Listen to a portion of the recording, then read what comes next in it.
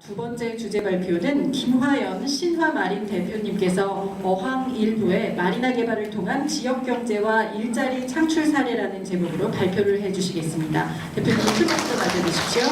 이게 2002년도에 저희 회사에서 최초로 만든 쌍동선 요트입니다.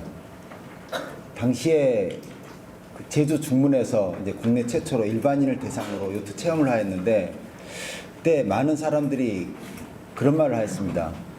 한국에서 요트 사업은 너무 한 10년 뒤에나 되지 않을까, 이런 말들을 굉장히 많이 들었습니다. 물론 2002년도면은 굉장히 이른 시간이었죠.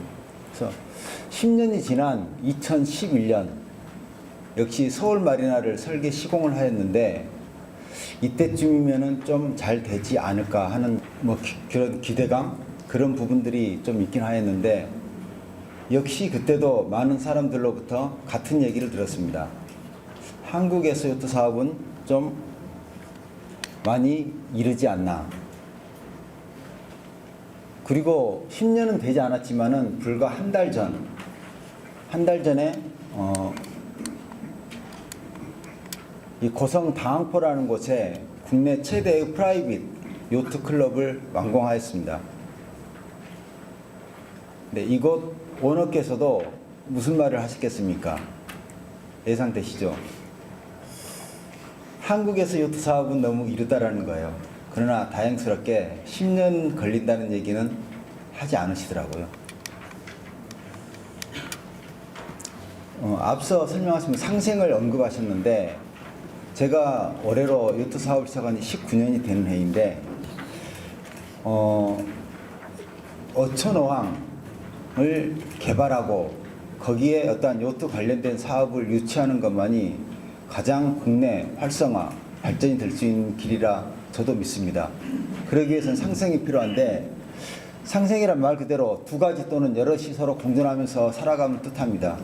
이 공존한다라는 것 자체가 좋은 관계로 공존할 수도 있고 나쁜 관계로 공존할 수도 있는데, 아직까지 국내 현실은 어촌어항에 개발을 하거나 어떠한 시설을 짓기 위해서는 어민들의 일방적인 그런 요구사항들이 많은 게 현실입니다.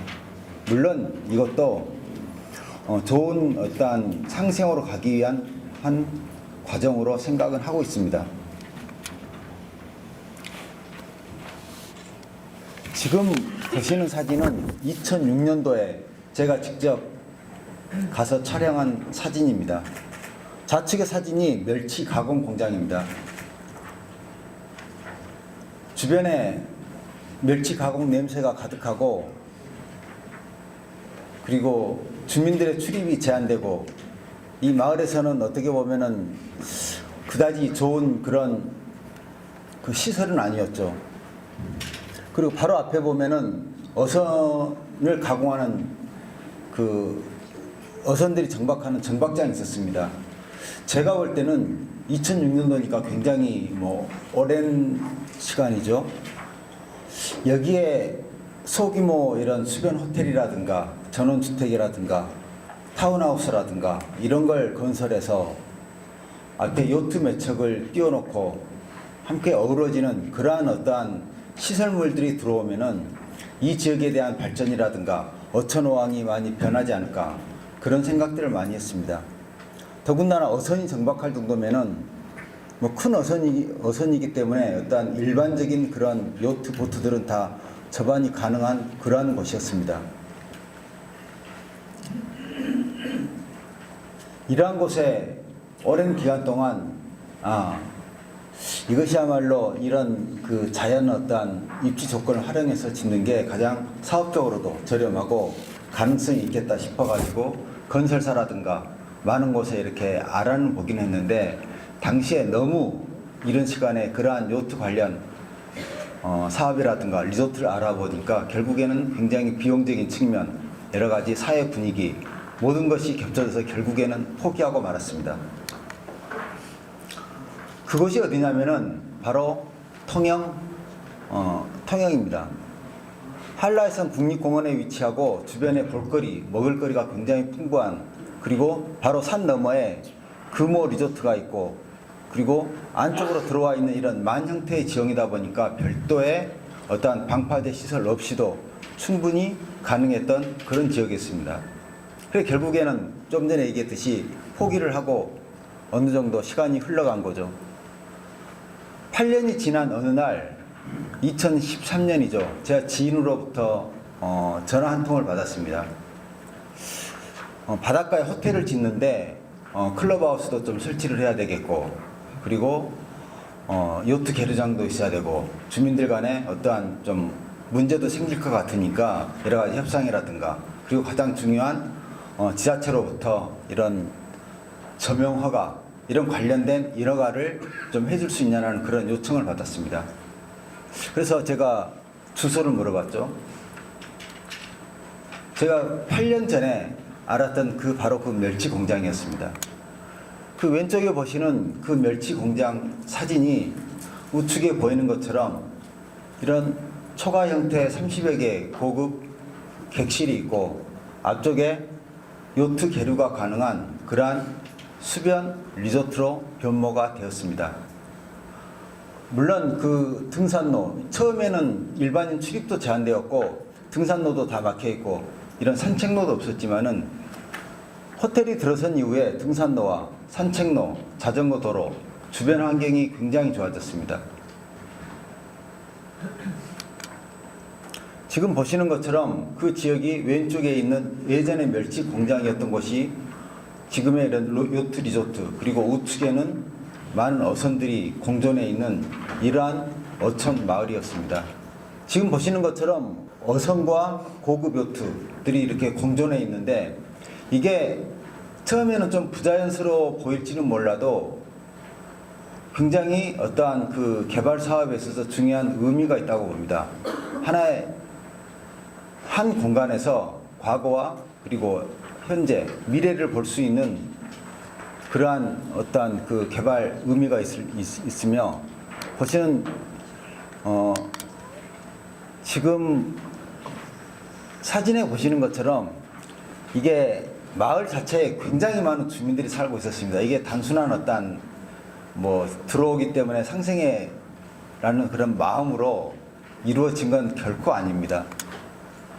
이 보시는 것처럼 요트 리조트를 건설하는데 100억 이상이 들어가는 어떤 비용이 투자가 되었기에 지자체에서는 행정적인 도움이라든가 투자 유치, 도로 확장, 자전거 도로 같은 굉장히 많은 부분들에 대해서 적극적으로 도움을 주는데, 정작 마을에서는 어선 입출항하는데 불편이 있고, 그리고 폐기물 배출이라든가 여러 가지 이유를 들어서 굉장히 많은 반대를 하였습니다.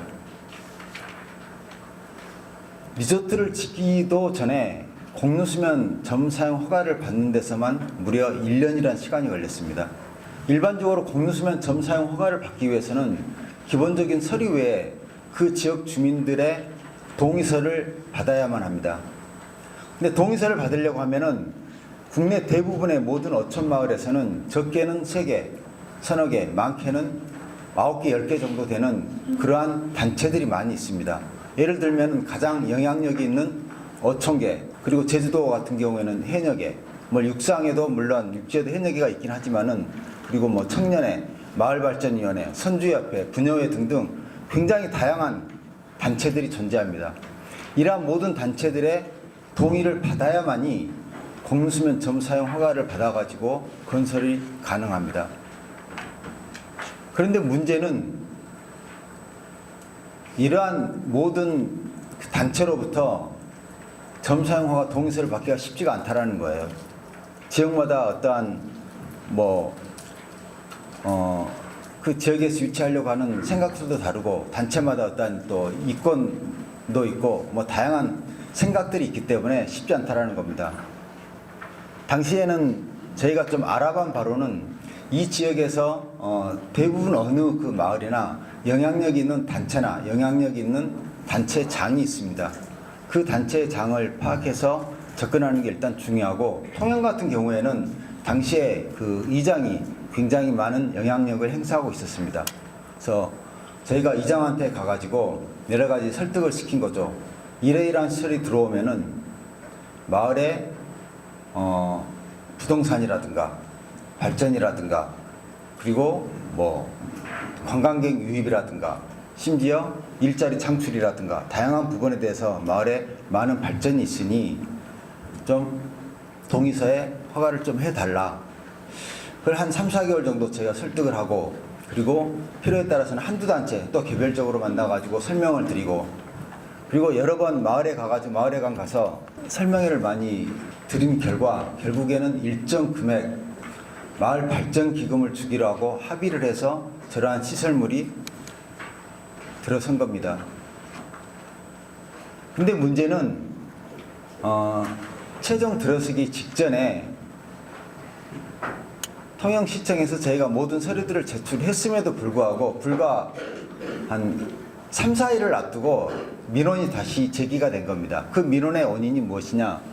지금 보시면은 영운리 쪽, 그 바다 쪽 그 빨간 선이 경계선인데, 경계선 우측은 영운리 쪽 공유수면 그 구역이고, 왼쪽이 이운리라는 마을의 공유수면입니다. 저희가 영운리 쪽에 모든 보상을 하기로 하고 이렇게 동의서를 받았는데, 이운리 쪽에서 민원을 제기한 거죠. 왜냐? 요트가 들어서면은 왼쪽에 있는 자기네들 어선이 입출항하는데 문제가 된다라는 거예요.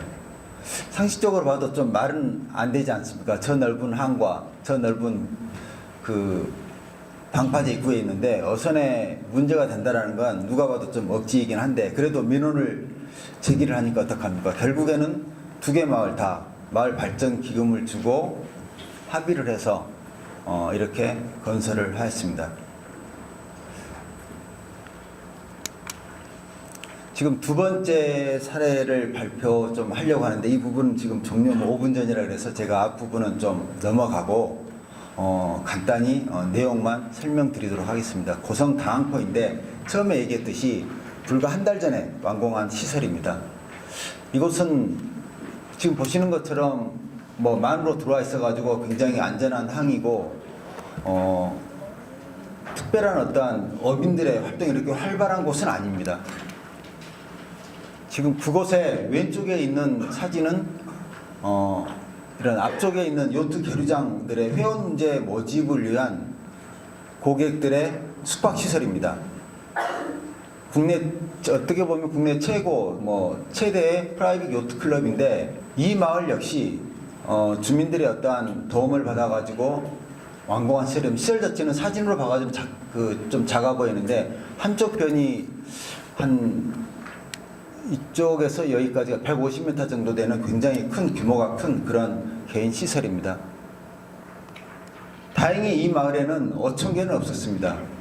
어촌계는 없었는데, 문제는 이 마을 자체에는 이게 어항이고 어촌계는 없었지만은 이 마을에서 차로 5분 떨어진 곳에 어촌계 구역이다 보니 그곳에 동의를 받아서 이 시설을 짓게 되었습니다. 그나마 이곳 같은 경우에는 다른 지역하고 틀리게 지역 마을, 그리고 이 마을에 사는 어민 관련 대부분의 마을에서는 반대를 하지 않았다는 사실입니다. 그리고 이 시설이 들어오고 나서 이 지역에 대한 부동산 가격이라든가, 그리고 지역의 어떠한 환경이라든가 이런 부분들이 굉장히 좋아졌습니다. 이러한 부분들이 앞서 얘기한 어촌과 어항의 진정한 어떤 상생으로 이루어진 실질적인 좋은 어떠한 말이나 사례가 아닌가 싶습니다. 시간 관계상 동영상도 있고 좀 뒤에 내용들이 있긴 한데, 좀 이렇게 오늘은 이 정도 선에서 마치도록 하겠습니다. 감사합니다.